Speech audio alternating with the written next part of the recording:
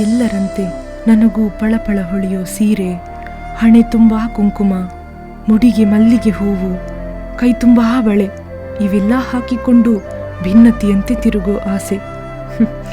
ಆದರೆ ಏನು ಮಾಡಲಿ, ಆ ಭಾಗ್ಯವನ್ನು ನಾ ಪಡೆದೇ ಇಲ್ವಂತೆ. ಬದುಕಲೇಬೇಕಾದ ಸ್ಥಿತಿಯಲ್ಲಿರೋ ನನಗೆ ಇವೆಲ್ಲ ಇಲ್ಲದೆ ಹೋದರೂ ಬದುಕಲು ಬದುಕೇ ಕಲಿಸಿಕೊಟ್ಟಿದೆ. ನನ್ನದೊಂಥರ ವಿಚಿತ್ರ ಜೀವನ. ಹುಟ್ಟು ಸಾವು ಇವೆರಡೇ ಬದುಕು ಅಂತ ತಿಳಿದಿದ್ದ ನನಗೆ ಬದುಕಲ್ಲಿ ಇಂತಹ ಘಟನೆಗಳು ನಡೆಯುತ್ತೆ ಅಂತ ಗೊತ್ತಾಗಿದ್ದೇ ನನ್ನ 24ರ ವಯಸ್ಸಿನಲ್ಲಿ. 23ರ ವಯಸ್ಸಿನಲ್ಲೇ ಮದುವೆಯ ಬಂಧನಕ್ಕೊಳಗಾದೆ. ಪುಟ್ಟ ಸಂಸಾರದಲ್ಲಿ ನಾನು ನನ್ನ ಗಂಡ ಅಷ್ಟೇ. ಸುಖಮಯ ಬದುಕನ್ನ ಸವಿಯುತ್ತಾ ಆಕಾಶದಲ್ಲಿ ಹಾರಾಡೋ ಹಕ್ಕಿಗಳಂತೆ ಇಡೀ ಪ್ರಪಂಚವೇ ನಮ್ದು ಅನ್ನೋ ರೀತಿಯ ಜೀವನ ನಡೆಸ್ತಿದ್ದೆವು.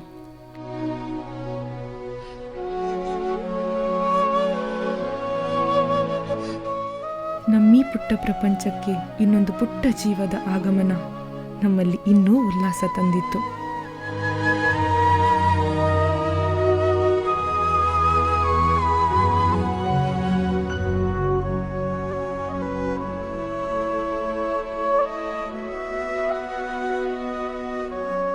ನನ್ನ ಗಂಡನೇ ನನ್ನ ಸರ್ವಸ್ವವಾಗಿದ್ರು.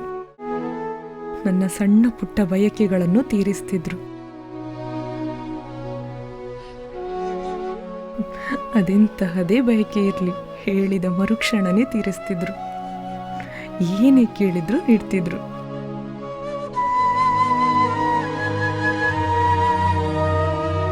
ನಿಮಗೋಸ್ಕರ ಒಂದು ಘಟನೆಯನ್ನು ಮುಂದಿಡಲು ಇಚ್ಛಿಸ್ತೇನೆ. ಅದು ಕೃಷ್ಣಾಷ್ಟಮಿಯ ದಿನ. ಆ ದಿನಕ್ಕೆ ತಕ್ಕಂತೆ ವಿಶೇಷ ಹಬ್ಬದೂಟ ಮಾಡಲಾಗಿತ್ತು. ಮಧ್ಯಾಹ್ನದ ಭೋಜನ ಮುಗಿಸಿ ಮಾಮೂಲಿ ನಿದ್ದೆಯೂ ಮುಗಿಯಿತು. ನಮ್ಮೂರಲ್ಲಿ ಕೃಷ್ಣಾಷ್ಟಮಿ ಬಹಳ ಅದ್ದೂರಿಯಿಂದಲೇ ನಡೆಯುತ್ತೆ. ನನಗೂ ಮನೇಲಿ ಕೂತು ಬೋರ್ ಅನ್ನಿಸ್ತು. ಇಬ್ಬರು ಸಂಜೆ ಹೊತ್ತು ಹೊರಗಡೆ ಸುತ್ತಾಡಿದೆವು. ಪಾನಿಪುರಿ ನನಗೆ ತುಂಬ ಇಷ್ಟವಾದ ತಿಂಡಿಯಲ್ಲಿ ಒಂದು. ನನಗೂ ತಿನ್ನೋ ಬಯಕೆ ಇದ್ದಿದ್ದರಿಂದ 2-3 ಸಾರಿ ಕೇಳಿ ತರಿಸ್ಕೊಂಡು ತಿಂದೆ. ಆ ದಿನ ಹೊತ್ತು ಕಳೆದಿದ್ದೇ ಗೊತ್ತಾಗಲಿಲ್ಲ. ಮನೆಗೆ ತೆರಳಿದಾಗ ತುಂಬ ಲೇಟ್ ಆಗಿತ್ತು. ಬೇಗನೆ ತಿಂದುಂಡು ಮಲಗಿದೆವು. ನಿದ್ದೆಯಿಂದ ಬೇಗನೆ ಎಚ್ಚರ ಆಯಿತು. ಬೆಳಗಿನ ಜಾವ 3:20. ಬಾಣಂತಿಯರ ಬಯಕೆಗಳಿಗೆ ಹೊತ್ತು ಗೊತ್ತು ಅನ್ನೋದಿಲ್ವಂತೆ. ನನಗೂ ಹಾಗೆ ಈ ಹೊತ್ತಲ್ಲಿ ಏನಾದರೂ ತಿನ್ನೋ ಆಸೆ ಆಯಿತು.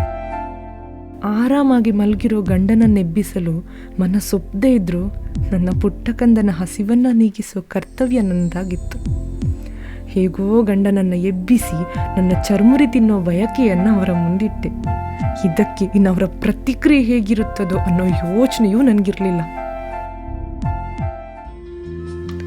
ಆ ದಿನ ಒಂದಂತೂ ಅರಿತೆ, ತನ್ನ ನಂಬಿ ಬಂದ ಜೀವಕ್ಕೂ ಹಾಗೆ ಇನ್ಮುಂದೆ ಬರಲಿರೋ ಜೀವಕ್ಕೂ ಏನೊಂದೂ ತೊಂದರೆ ಆಗದಂತೆ ನೋಡ್ಕೊಳ್ಳೋ ನನ್ನ ಗಂಡನ ಮನಸ್ಸು ಅದು ಹಾಲಿನಷ್ಟು ನಿರ್ಮಲ ಹಾಗೂ ಪವಿತ್ರವಾದುದು ಅಂತ.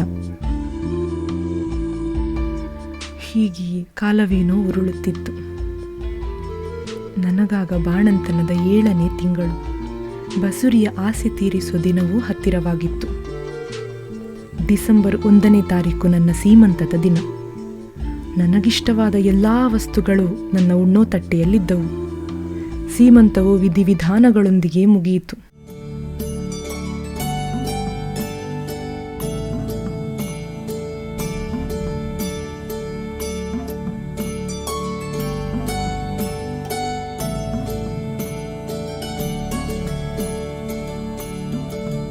ನನಗೂ ನನ್ನ ತಾಯಿ ಮನೆಗೆ ಹೊರಡೋ ಸಮಯ ಬಂದಿತ್ತು.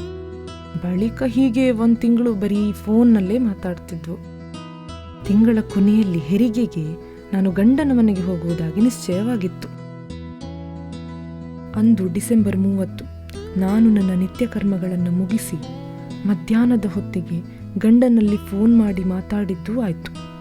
ಇನ್ನೂ ಸ್ವಲ್ಪ ವಿಶ್ರಾಂತಿ ಮಾಡೋಣ ಅಂತ ಮಲಗಿಯೇ ಬಿಟ್ಟೆ. ಸಂಜೆ ಎದ್ದೊಡನೆ ಅಮ್ಮನಿಗಾಗಿ ಹುಡುಕಾಡಿದೆ. ಅಮ್ಮ ಅಮ್ಮ, ಆದರೆ ಅಮ್ಮ ಕಾಣಲಿಲ್ಲ. ಇದನ್ನು ಗಮನಿಸಿದ ನನ್ನ ತಂಗಿ, ಅಮ್ಮ ಅದ್ಯಾವುದೋ ಸಂಘದ ಮೀಟಿಂಗಿಗೆ ಹೋಗಿದ್ದಾರೆ ಅಂದ್ಲು.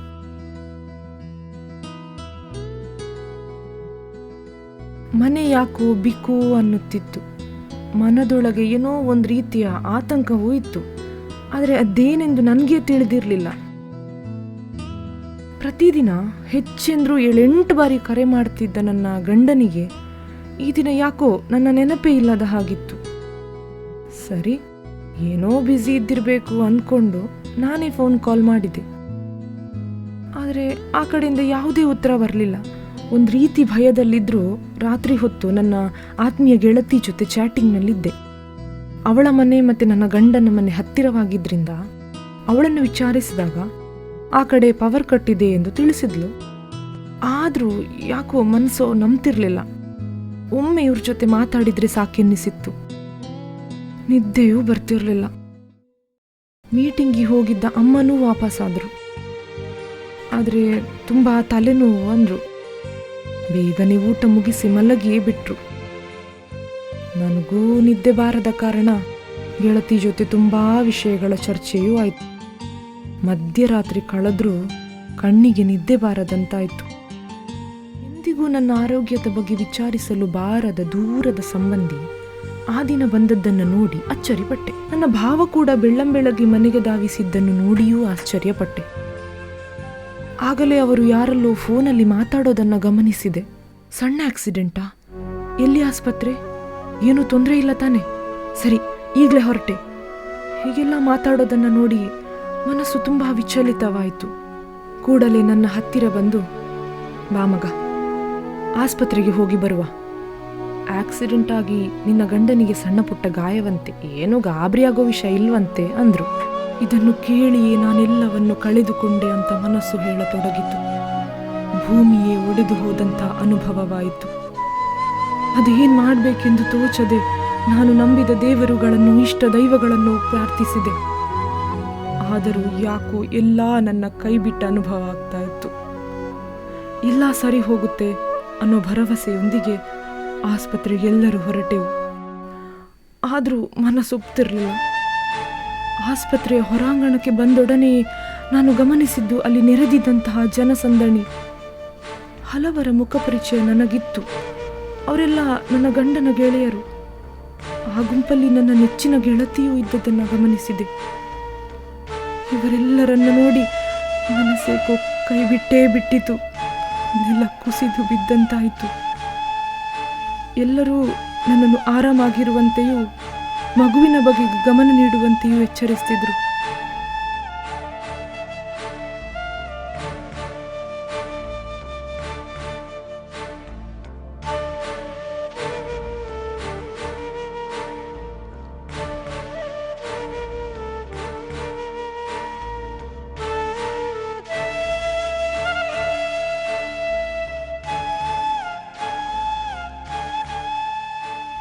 ನಾನು ಮಾತ್ರ ಈ ಲೋಕವನ್ನೇ ಬಿಟ್ಟು ತುಂಬ ದೂರ ನಿಂತು ಏನು ಮಾಡಲಿ ಅನ್ನುವ ಚಡಪಡಿಕೆಯಲ್ಲಿ, ಗಂಡನನ್ನು ನೋಡುವ ಕಾತರದಲ್ಲಿ ಆಸ್ಪತ್ರೆಯ ಒಳ ಹೊಕ್ಕಿಯೇ ಬಿಟ್ಟೆ. ಎಲ್ಲರೂ ಏನು ಮಾತಾಡ್ತಿದ್ರು ಅಂತ ಕೇಳೋ ಪರಿಸ್ಥಿತಿಯಲ್ಲೂ ನಾನಿರಲಿಲ್ಲ. ಏನು ಮಾಡಲಿ ಅನ್ನೋದು ತೋಚದಾಯಿತು. ಆ ಚಂದ್ರನಂತೆ ಹೊಳೆಯುವ ಮುಖ, ಗಟ್ಟಿಯಾದ ಮೈಕಟ್ಟು, 6 ಅಡಿ ಉದ್ದದ ಜೀವ ಈಗ ನನ್ನೆದುರು ಕಫನ್ ಒಳಗೆ ಚಿರನಿದ್ರೆಗೆ ಜಾರಿದ್ದರು. ಏನ್ ಮಾಡಲಿ ನಾನಿನ್ನು ಅಂದ್ಕೊಂಡು ಅವರ ಮೈ ಮೇಲೆ ಬಿದ್ದು ಅಳತೊಡಗಿದೆ. ನಮ್ಮ ಕನಸಾಗಿದ್ದ ಮಗುವನ್ನು ಬಿಟ್ಟೋದ್ರ ಅಂತಾನೂ ಕೇಳಿದೆ. ಆದರೆ ಅವರಿಂದ ಯಾವ ಉತ್ತರವೂ ಬರಲಿಲ್ಲ. ನನಗೂ ಈ ಮಗು ಬೇಡ, ನೀವಿದ್ರೆ ಸಾಕು, ಒಮ್ಮೆ ಬಂದು ಬಿಡ್ರಿ ಅಂದೆ. ಇದಕ್ಕೂ ಉತ್ತರವಿರಲಿಲ್ಲ. ಜೋರಾಗಿ ಚೀರಿ ಕುಸಿದಿದ್ದಷ್ಟೇ ನೆನಪು.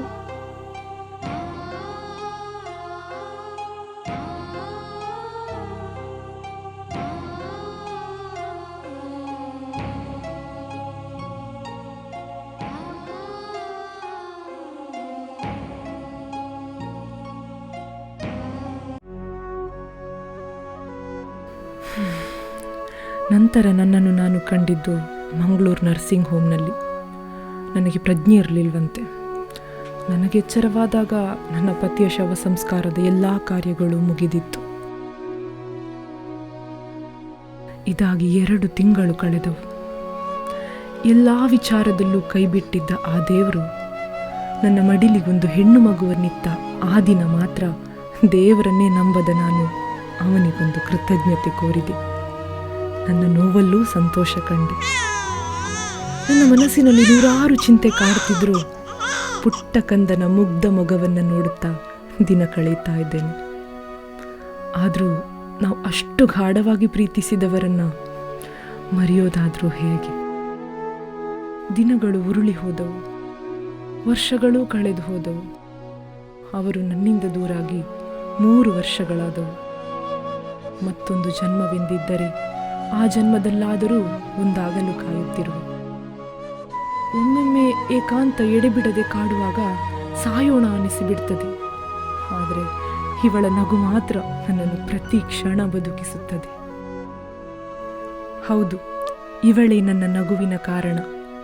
ಆದ್ಯ ನನ್ನ ನಗುವಿನ ಕಾರಣ. ಜತೆಯಾದ ಭಾವಗಳು ದೂರವಾದಾಗ ಬದುಕೆ ಬೇಡವೆನಿಸಬಹುದು. ಆತ್ಮವನ್ನೇ ತೊರೆದು ಸಾಯುವ ಯೋಚನೆಗಳು ಬರಬಹುದು. ಆದರೆ ನಮಗಾಗಿ ಕಾಯುವ ಮತ್ತೊಂದು ಜೀವವೂ ಇರಬಹುದು. ನೋವಿಗೆ ಸಾವೊಂದೇ ಪರಿಹಾರವಲ್ಲ. ನೋವಿನ ನಡುವೆಯೇ ನಗುವನ್ನು ಹುಡುಕುವುದು ನಿಜವಾದ ಜೀವನ.